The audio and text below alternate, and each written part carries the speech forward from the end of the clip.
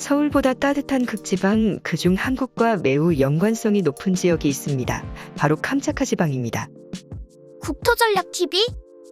최악의 한파가 한반도를 덮치고 있는 최근의 겨울은 한반도 주민들에게 난방비 상승의 고통, 또 동파 등의 피해를 확대시키고 있습니다.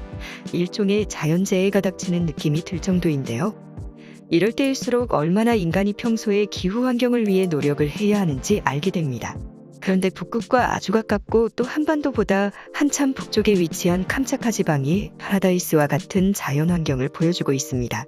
그런데 최근 이 캄차카 반도를 두고 유럽의회와 일부 한국 정치권에서 폭탄 발언이 나와 심상치 않은 움직임이 보여지고 있습니다. 그럼 캄차카가 어떤 땅인지 또 어떤 상황이 연출되는지 살펴봅니다. 첫 번째, 반도보다 따뜻한 캄차카 반도. 캄차카 지방은 한국 새벽 시간 기준 한국보다 월등하게 따뜻합니다. 1월 말 새벽 2시 기준 해외 기상 정보 매체 웨더닷컴 자료에 따르면 캄차카 반도의 거의 유일한 도시이자 주도시인 페트로파블롭스크 캄차츠키는 현지 시각 오전 5시 정각 기준 마이너스 4도씨에 불과한 상황이며 습도는 67%인 상황입니다. 같은 시각 서울은 마이너스 10도씨, 대전 마이너스 9도씨, 부산 마이너스 5도씨 수준이며 같은 러시아 도시이며 훨씬 남쪽에 위치한 블라디보스토크도 마이너스 21도씨 수준으로 캄차카 지방이 이상하리만큼 따뜻한 것을 알게 되는데요. 이 정도로 따뜻하다면 겨울철 피한 여행지로 삼아도 될 정도로 따뜻한 상황입니다. 이같이 캄차카 반도가 따뜻한 이유 중 하나는 바로 쿠로시오 해류 때문입니다. 남태평양에서부터 올라오는 따뜻한 해류가 캄차카 반도를 대표줍니다. 이 때문에 캄차카 반도는 극동 러시아 지역의 유일한 부동항이기도 합니다.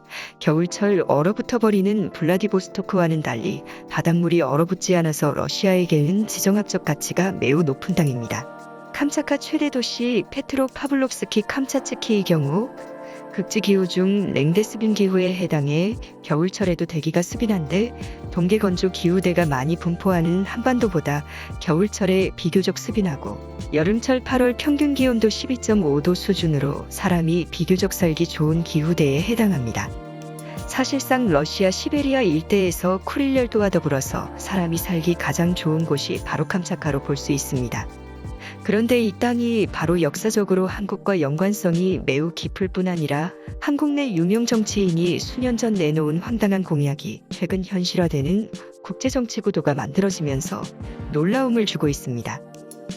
두 번째, 한국 정치인의 캄차카 인수 발언과 한국과 연관성이 높은 지역. 놀랍게도 캄차카 사할린 쿠릴 일대의 최대 교역 국가는 바로 한국인 상황입니다. 수산물 수출, 천연가스 등의 영향으로 해석됩니다. 단순히 무역 비중뿐 아니라 과거 역사적인 측면에서도 한국과 연관성이 높은데 주류학설은 아니지만 기원전 19년경 인물인 신라의 4대 임금 석탈해가 바로 이 캄차카 반도 출신이라는 학설이 제기되고 있기 때문입니다. 이를 뒷받침해주는 것들 중에는 캄차카 일대의 까치설화 또 캄차카 반도 일대 원주민 코리아크 족속의 언어가 한국어와 유사한 점, 또 캄차카 일대에서 한국의 장승 문화가 발견된다는 부분이 있습니다. 또 근대로 넘어오게 되면 해방 직후 1945년에서부터 한국전쟁 직전 1950년까지 약 5년 동안 소련 당국이 취업하지 않은 한국인들을 캄차카로 모집 이주시켜 개간 사업을 펼쳤다가 현지의 한국인들이 정착해 살아온 역사 등이 있습니다. 하지만 최근 다소 황당한 이야기지만 캄차카 반도를 한국이 러시아로부터 인수하자는 제안이 한국의 정치권으로부터 황당한 공약으로 나오기도 해 눈길을 끌기도 했습니다. 그런데 그게 다소 황당한 주장이 아니게 되고 있는 상황입니다. 바로 러시아가 최근 우크라이나 전등의 영향으로 정치적 상황, 경제적 상황이 많이 어려워지고 있는 것입니다. 과거 러시아는 우크라이나 크림반도 침공을 앞두고 러시아 측에서는 부족한 자금을 메꾸기 위해 돈이 많은 일본 측에 상대적으로 가치가 떨어지는 남쿠릴열도 2개 섬을 일본에게 매각하려 하다가 일본과의 관계가 틀어지면서 무산된 바 있습니다. 그런데 정치적으로 변화의 상황이 생기고 있습니다. 세 번째, 유럽에서의 움직임. 유럽의회의 정치 집단인 보수 및 개혁 그룹 ECR은 2009년에 설립된 유럽의회의 중도 우파 정치 그룹으로서 최근 충격적인 발언을 내놓았습니다. ECR 그룹 측에서는 현재의 러시아 연방에 대해서 유럽의 마지막 식민지 제국으로 평가하며 러시아 연방의 해체가 불가피하다고 주장을 하고 있습니다. 대표적으로 캄차카, 투바, 사하, 에벤키 지역 등에 대해서 현지 주민들이 수많은 광물 자원들로 인한 혜택을 받고 있지 못하며 이는 사실상의 식민제국식 국가 경영과 다름없다고 평가를 하며 러시아 연방의 해체론을 주장하고 있습니다. 실제 러시아 모스크바에는 러시아 전역의 광물자원 천연자원으로 떼돈을 번 부호들이 많이 거주해서 세계에서 가장 억만장자, 미화 예금 10억 달러의 자산을 보유한 사람들이 많은 도시이지만 러시아 지방 사람들은 중국보다 낮은 평균 소득 수준을 보여줄 뿐 아니라 소수민족들이 많이 거주하는 지역들을 중심으로 최전방 전쟁터에 보낼 병력 자원을 집중 징병하면서 국제적인 논란까지 되고 있습니다.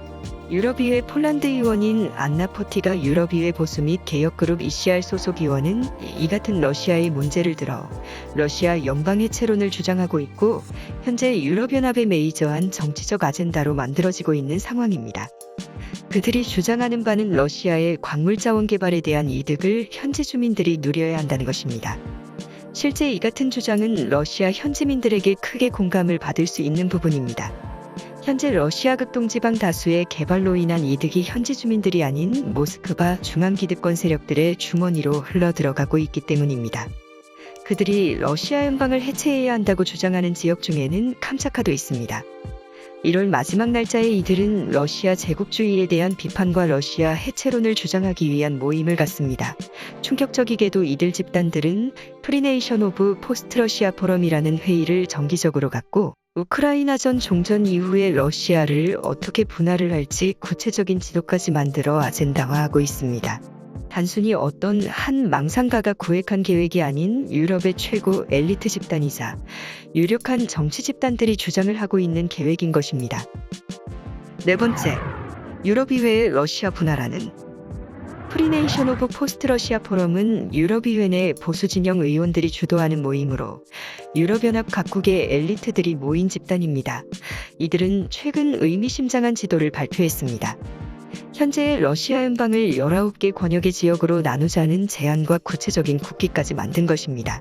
눈여겨볼 만한 점은 철저히 외세를 배제한 순전히 해당 지역에 거주하는 주민들을 중심으로 소수민족들과 현지 주민들의 입장이 최대한 반영되었고 또 여러 차례 포럼을 거쳐 만들어진 지도라는 점입니다. 대표적으로 해외 국가와 영토 갈등을 빚는 일본과 관련된 남쿠릴열도나 남사할린 혹은 유럽의 폴란드와 독일과 영유권 이슈가 있는 칼리닝그라드 같은 지역들에 대해서 외세의 반환 요구를 배제하고 순수히 현지 주민들의 독립된 지역으로 독립시키자는 제안인 것입니다. 이 중 한국과 가장 가깝고 연관이 높은 지역은 세 지역이 있습니다. 블라디보스토크를 수도로 하는 태평양 연방, 야쿠츠쿠를 수도로 하는 사하공화국, 그리고 오늘 살펴본 페트로파블롭스크 캄차츠키를 수도로 삼은 캄차카 및 추코트카 공화국 3개 지역입니다. 이들 중에 가장 인구 밀도가 낮은 지역은 다름 아닌 캄차카주 일대입니다. 이 때문에 향후 서구 열강국들, 특히 일본, 미국, 캐나다, 영미권 등의 국가들이 캄차카 일대로의 패권 확대가 더 커질 가능성을 배제할 수 없습니다. 앞서 말한 두 번째의 사례처럼 한국 모 유명 정치인이 한국이 정부 자금을 이용해 캄차카를 매입하자는 제안이 나오는 배경 역시 이와 무관하지 않은 것입니다. 이 같은 제안은 다소 현실성이 떨어질 수 있으나 변화하는 국제정세 속에서 현지 지역 주민들과 우호적인 관계를 맺어 지역 내 평화 구도를 만들기 위해서 한국은 침략적 자세보다는 평화체제의 구축을 위해 노력을 하는 것이 좋을 것으로 보입니다. 놀랍게도 현재 일본에서는 남쿠릴열도, 사할린 일부 지방의 영유권 등에 대한 움직임에 나서고 있고 심지어 중국 역시 극동러시아 지역에 대한 패권을 확대시키려고 하고 있습니다. 분명한 점은 중국의 영향력이 러시아까지 확대될 가능성이 높아지는 상황 속에서 현지 주민들과 가장 우호적 관계를 가지고 있는 한국이 할 수 있는 것은 무엇인지 잘 생각을 해봐야 할 것 같습니다. 오늘 영상은 이것으로 마칩니다. 감사합니다. 학교에서 배울 때는 위도상 아래쪽에 있는 지방보다 위쪽에 있는 지방이 춥고 살기 힘들다고 배웠는데 캄차카 지방은 오히려 더 따뜻하고 살기 좋다니 신기하네요. 아무튼 오늘도 시청해주셔서 감사드리며 추운 날씨에 건강 잘 챙기시길 바랍니다. 고맙습니다. 안녕히 계세요. 매월 단돈 990원 국토전략TV의 정예 회원이 되셔서 비공개된 많은 영상을 시청하세요.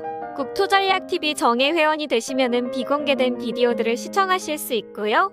또 후원 금액은 비디오 품질 유지 및 채널 운영에 사용됩니다. 단돈 990원으로 국토전략TV를 후원하세요. 가입하는 방법은 댓글 상단의 링크를 클릭하시거나 가입 버튼을 눌러주세요. 그럼 오늘 하루도 화이팅 하셔요.